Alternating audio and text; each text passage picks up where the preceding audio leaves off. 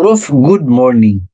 13 years ako sa GSIS and 5 to 7 years SSS, opting for optional retirement at age of 43 years old. Pwede na po ba sa portability law?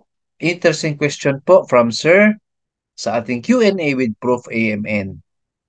Sige po sir, I will answer this question in a direct, concise, and with example. Please watch the full video. Let's get started. Grounder friends about portability law. Ano ba ito? Answer, portability refers to the transfer of funds for the account and benefit of a worker who transfer from one system to the other. The term system herein refers to SSS or GSIS. It refers to instances where a worker transfers from private employment to government employment and vice versa, thereby transferring from being SSS member to GSIS member and vice versa. The transfer of funds is to ensure that his or her years of service are duly credited. Simply said, friends, yung member po natin, kung private employment siya galing, then na-transfer to government employment, and vice versa, no worries po. Kasi yung contributions ninyo, ay hindi po yan mawala. In fact, madagdag po yan sa present contributions po ninyo. For example, kay Sir, sa situation niya, sabi niya, 13 years daw siya sa GSIS and 5 to 7 years sa SSS. Siguro po, galing si Sir sa government employment muna, then sa private employment, right? 13 years sa 13 years siya sa government, so may GSIS contribution siya.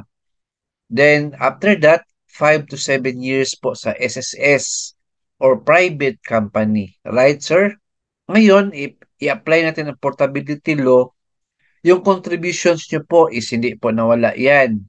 Yung GSIS contributions niyo na transfer po to SSS contribution by virtue of portability law.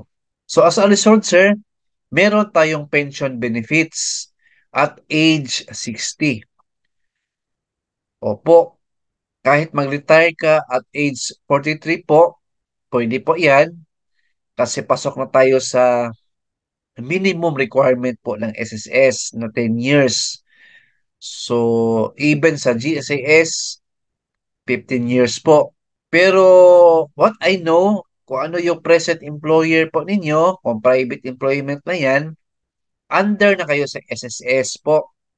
So, ang SSS po ang mag-provide ng benefits po ninyo at age 60. Kasi sila yung current employer or current contributions ninyo, right? So, at age 60, sir, may pension benefits ka for lifetime from SSS. So yan po, hope na nasagot ko yung question niyo sir. May pension benefits ka at age 60 po.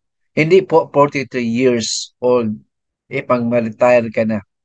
Meron kang cash payment na ma-receive sir if wala kang loan balance. Pero ang pension benefits po ninyo is sa 60 na po and onwards. Regarding po sa cash payment, may separate video ako niyan. Please watch in my channel. Alright?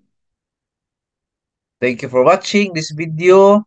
Please like, share this video, and subscribe my YouTube channel. Thank you, God bless, and 2 thumbs up.